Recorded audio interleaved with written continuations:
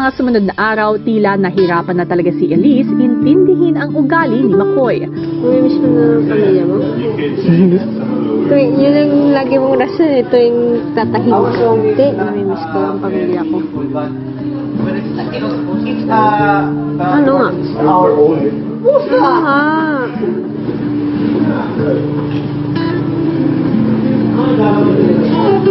Problema? Wala. Nakakainis to kausap. Ganyan pa rin. Pareho pa rin ng dati. Tusok.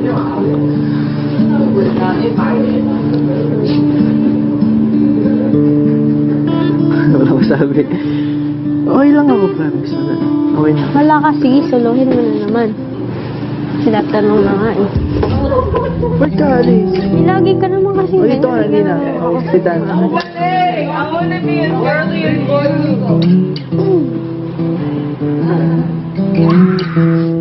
Tahimik yung tao lang po talaga ako. Ayokong palagi nag-open sa maraming tao. Nung time po na yun, kaya umalis din po ako, kuya, kasi nga parang na-down din po ako, kuya. Gusto ko lang naman pong makatulong po kahit papano.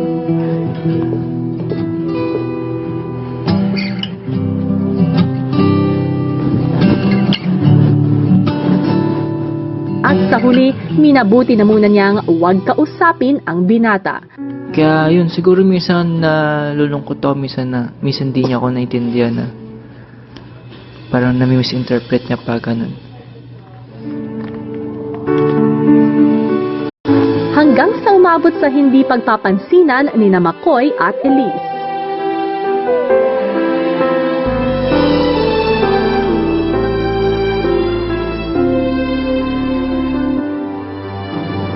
Magiging akin ba ang puso mo at pag-ibig na lagi asam ng isip na marinig kong ako ay mahal.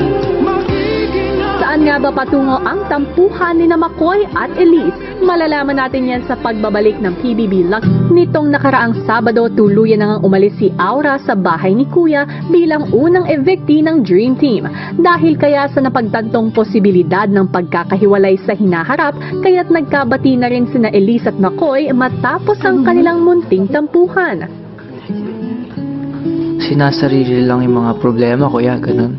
Ginagawa ka naman pong positive. Kasi alam ko naman na kaya kong gawin ng sarili ko po. Doon po ako nag-isip ng konti na intindihin na lang po. Kasi kung ako man yung nasa sitwasyon po niya, siguro hindi rin po ako magiging ready sabihin kahit kanino. May scratch yung How watch me with that? Sarap kaya nung sinescratch yung back. Sweet po sila, pero hindi showy, ganun kuya. Ang hirap kasi explain eh. Para po silang may moment, pero palihim. Tahimik lang. Tapos magugulat ka na lang na parang may mga lambingan sila, ganun. Sa lahat ng tao po dito, siya na po yung parang pinakamalapit sa akin. Kaya alam ko, siya yung parang una makakaintindi sa akin. Bata pa ito eh.